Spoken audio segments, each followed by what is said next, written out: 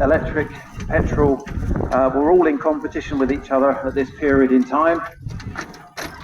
People weren't sure which way it was going to go, and as the internal combustion engines of electric got better, eventually, as we know now, that is what we see in our vehicles.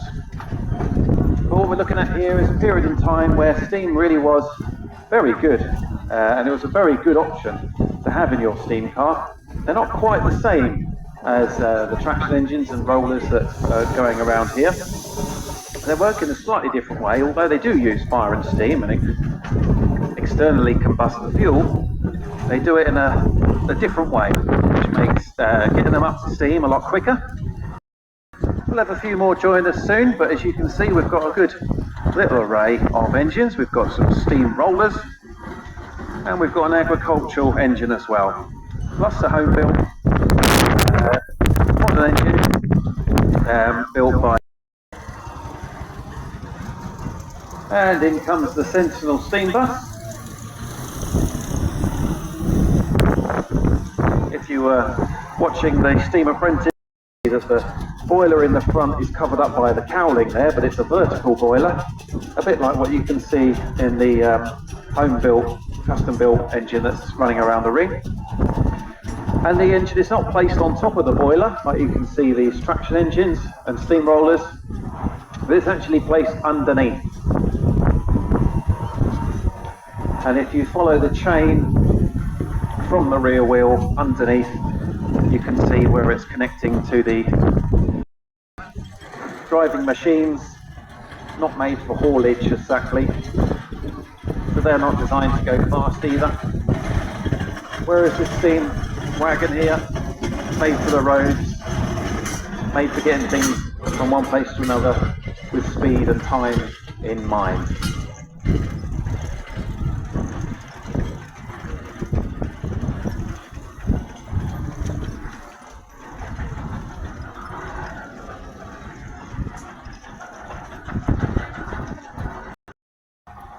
We come to our first engine that's stopped in the ring for me, Aveling roller. Good afternoon, alright, thanks for coming and joining us in the ring today. So you brought in an Aveling roller, tell us a bit about your roller, sir. Built 1921, new to... Yeah. Built in 1921, Aveling quartet. Yeah, for the county council until 1964. Then she went into the sale, retired off, and went into private ownership. And the present owner got her in 1993. Yeah, but she had a good life. She had a new boiler, a new firebox. That was quite a long time because it happened during COVID, so it was a long waiting list. It took a while to get the new boiler and firebox, but here we are, back on the road.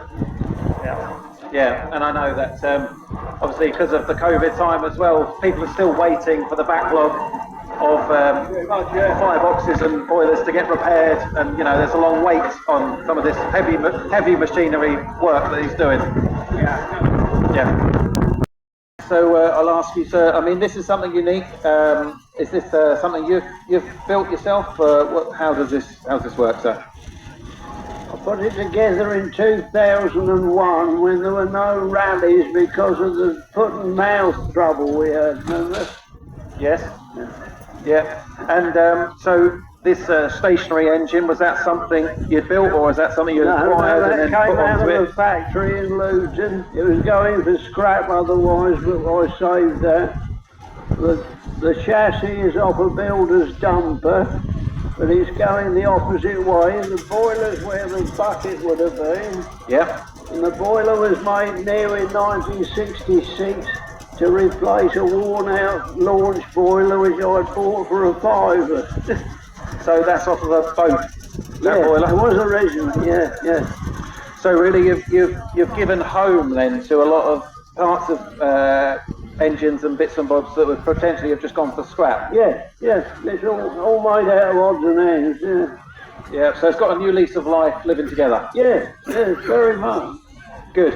And what I like about this is you can see everything. Yes, Like, you know, the public the can see engines. it, they can come by and look at it working. Yeah, it's fantastic. Good. Thank you very much. Thank you very much.